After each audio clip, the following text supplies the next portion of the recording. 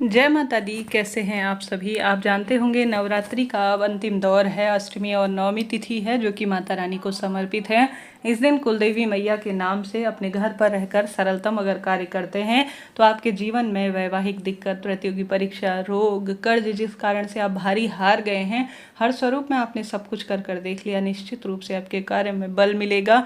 रोग, दोष, कष्ट, कर्ज, संकट, पीड़ाओं से मुक्ति मिलना शुरू हो जाएगी। कब कैसे इन कार्यों को करें, ध्यान से सुने और अंत तक बने रहिए। यह उपाय आप अष्टमी, नवमी, दशमी 3 तिथियां आपके पास है, जब भी समय मिले तब आप उपाय कर लीजिएगा। कैसे करना है ध्यान से सुने और अंत तक बने रहिए।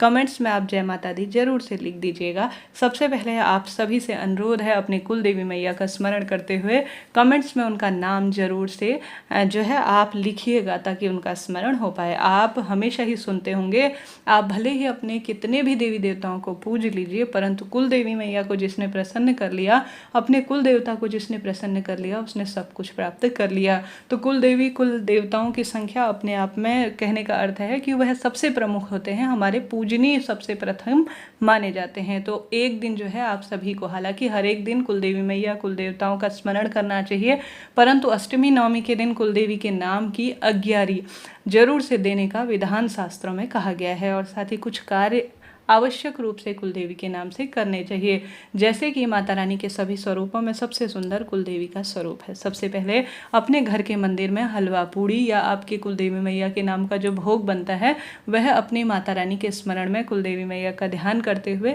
आप जरूर से बनाइएगा। कई भक्तजन अग्यारी, जो कि जैसे कि एक कंडा होता है गोबर का, उसे सुलगाया जाता है, उसमें घी इत्यादि, कपूर इत्यादि से उसे प्रज्वलित कर कर घी की आहुति और संविधा इत्यादि की आहुति अपनी कुल देवी मैया के नाम की देनी चाहिए। साथ ही जो भोग बना रखा है, कहा जाता है अग्नि के माध्यम से अगर कुल देवी मैया के नाम से समर्पित की जाती है तो माता रानी इससे प्रसन्न होती है। अब जानते हैं सर्वश्रेष्ठ लाल धागे का उपाय, जो कि आपको अष्टमी, नवमी और दशमी जब भी आपको समय मिले, आपको अपने मनचाहे विवाह, संतान प्राप्ति, रोग, कर्ज इत्यादि की मुक्ति के लिए करने का प्रयत्न करना चाहिए। जीवन में दुर्भाग्य दूर होगा, संकट इत्यादि हैं तो वह पूर्ण रूप से खत्म होकर जीवन में आने वाली सभी विपत्तियों का नाश होगा और निश्चित रूप से मनोकामना पूर्ण होगी। आप सभी को उपाय करने के लिए कलावा लेना है। कलावा के साथ साथ आप सभी को विशेष तौर पर 1 रुपये का सिक्का या 11, 21 रुपये जितने भी आपको प्राप्त हो जाए आपको लेने का प्रयत्न करना है।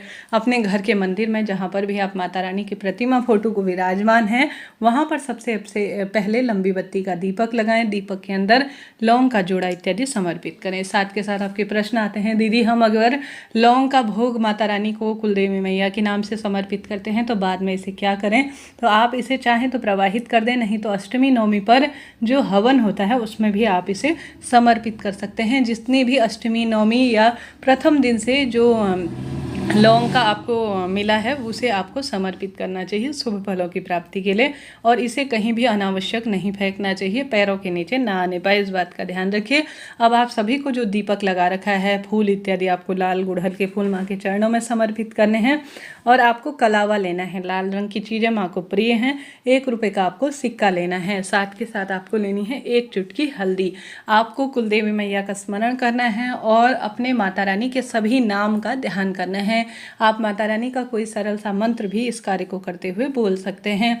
विधि विधान से पूजा करने के बाद आप सभी को 1 रुपये के सिक्के में थोड़ा सा हल्दी लगानी है। हल्दी शुभता मानी जाती है, माँ लक्ष्मी स्वरूपा मानी जाती है। और माता रानी के सभी जो है मंत्रों का ध्यान करें, जितने भी आपको आते हैं माँ के स्वरूप का स्मरण करें। साथ के साथ माँ के जो नाम मंत्र हैं उनका भी ध्यान करने के साथ साथ अपनी मनोकामना, कुल देवी मैया का ध्यान करें और अपनी मनोकामना जो लाल कलावा है उसे बांध से बांधते आपको जो है विशेष तौर पर जो 1 रुपये का सिक्का है उसमें आपको लपेट देना है कलावा कितनी बार लपेटना है? कलावा आप 11, 21, 51 जितनी बार भी आपका मन हो, स्क्रीन पर आप देख पा रहे हैं, इस तरह से आपको लपेट देना है इस 1 रुपये के सिक्के में। इसके बाद आप सभी को क्या करना है कि 1 रुपये के सिक्के को अपने घर के मंदिर में ही रखना है। जैसे कि अष्टमी को कर रहे हैं तो भी अपने घर के मंदिर में ही रखें, आप सभी जो है नवमी को कर रहे हैं तो भी अपने घर के मंदिर में ही रखें। अब बारी आती है दसवीं की, तो दसवीं के तिथि के दिन कर रहे हैं सुबह के समय,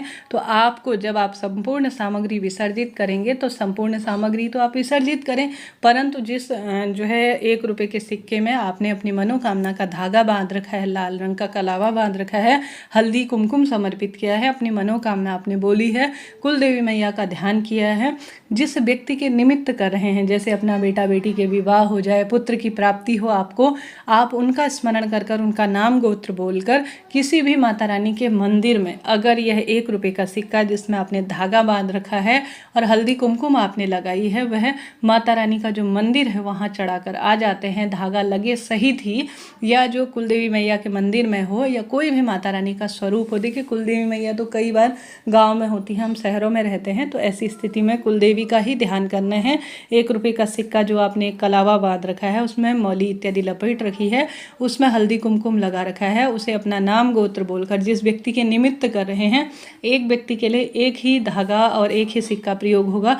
2-3 मनोकामना है, 2-3 व्यक्तियों के लिए कर रहे हैं तो 2-3 रुपये के सिक्के आप ले लीजिएगा, ठीक है। इस बात का ध्यान रखें और इसे ले जाकर किसी भी देवी मैया के चरणों में, किसी भी मंदिर में आप समर्पित कर कर आ जाइएगा। आप देखेंगे माता रानी की कृपा से, माँ भगवती, माँ कुलदेवी मैया की कृपा से आपके काम बढ़ रहे हैं, रोग दोष संकट कष्ट पीड़ाओं का निदान हो रहा है और अलग ही तरह की एक खुशियां परिवार में है। करके देखिएगा, लाभ आपको मिलेगा। जीवन में हार रहे हैं, दुख पा रहे हैं, कष्ट कर्ज से घिरे हुए हैं, तो आप सभी को यह कार्य करने का प्रयत्न करना चाहिए। दुर्भाग्य दूर होगा, सौभाग्य में वृद्धि होगी, रोग संकट कष्ट पीड़ा से मुक्ति मिलेगी। आप जानते होंगे अगर कलावा जो है मनोकामना का 1 रुपये में बांधा जाता है तो यह सब सुख प्रदान करता है और इसे आप सभी को ले जाकर किसी मंदिर में समर्पित करते हैं तो माँ को एक उत्तम भेंट होती है कि आपने अपनी मनोकामना की डोर माँ को छोड़ दी है। तो आप करके देखिए। अष्टमी को कर रहे हैं तो सिक्का अपने मंदिर में ही रखें, नवमी को कर रहे हैं तो भी अपने मंदिर को ही रखें, 10वीं तिथि को आपको जाकर मंदिर में चढ़ाना है, इस बात का भी आप ध्यान रखिएगा, ठीक है जी। यह बात हो गई जो कि अष्टमी नवमी आपको दशहरे के दिन किसी भी दिन उपाय करना है, लाभ तो आपको मिलेगा। बात करते हैं दूसरे उपाय की तरफ। जैसा कि आप सभी जानते होंगे अष्टमी नवमी कब है, इसका वीडियो मैंने बना दिया है, विसर्जन इत्यादि कब करना है इसका वीडियो भी मैंने बना दिया है। अब आप सभी को आवश्यक रूप से यहाँ पर 9 लौंग के जोड़े का उपाय बता दो। जोड़ा नहीं, सिर्फ 9 लौंग आपको लेनी है। यहाँ पर आपको माँ प्रसूति का नाम लेना है जो कि माता रानी का ही एक स्वरूप माना जाता है। तो माँ प्रसूति का नाम लेकर आपको 9 लौंग लेनी है।